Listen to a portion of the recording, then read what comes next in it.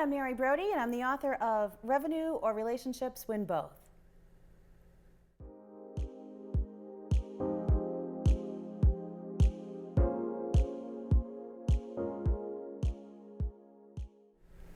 A common challenge for companies is their customers misunderstanding who a company is and what it does. Usually this is defined as being either a brand or a reputation problem. And these two issues are typically intertwined, and one can actually be the symptom of another. But to identify and fix the true problem takes not just a lot of sleuthing. You have to truly understand the difference between the two to understand if what you're observing is a symptom or the true cause of what you're observing. A brand represents how a company or organization communicates who it is and what it does. Reputation represents how a company is perceived by the public beyond customers and prospects. Often communications professionals confuse brand and reputation problems because they do have that intertwined cause and effect relationship. However, they do have very different diagnoses and very different solutions.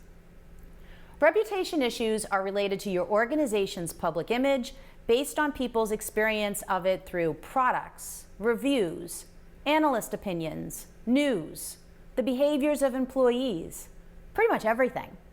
In some ways, you could say that a company's reputation is reflective of how the customer experience is perceived by the public. You can't control what others think of you or your organization, but you can try to influence this perception through your brand, press interviews and releases, messaging, activities, popular employees and executives, customers, or great products and promotions. However, in the end, the public will have their own perception of your company and products. And reputation management tends to include PR activities, positioning and messaging strategies and activities, as well as content strategy. Although a brand is a factor that determines an organization's reputation, if a brand is not well communicated and an organization loses control in how it communicates about itself, press about the organization and its leaders will 100% guide people's perception of it. In some ways, an organization's leaders' actions should reflect the brand values, but that's not always true. That's usually where disconnects between brands and reputations occur. Your brand represents your company's personality and is traditionally communicated to the public through logos, colors, and messaging and various tactics and channels. In today's digital companies, customer experiences are also communicating brands. An organization's values should be included in that interaction design. And brand effectiveness is measured through the impression that marketing materials and communication plan activities leave on people who experience them. And the measurements validate that the brand is being communicated as intended. Now, a gap in your organization's reputation and brand communication may highlight how individuals in your organization don't embrace brand values, or how activities promote a public perception that's contrary to the brand.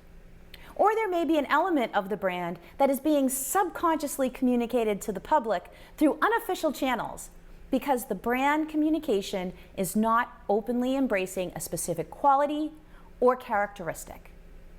Or it could be that the customer experience just doesn't represent the brand values and instead is communicating a very different message about the company through its products and services. Most times, the issues your company is having in its communication is brand related rather than reputation related. A poor reputation may result from how a company interacts with stakeholders. But if that company was following its brand values in its decisions and communications from the start, I would argue that such a mishap probably wouldn't happen. And if the brand communication itself was the problem, by shifting it slightly, the company could create a very different customer experience that more accurately represents the company itself. How people experience your company starts with how they experience the brand.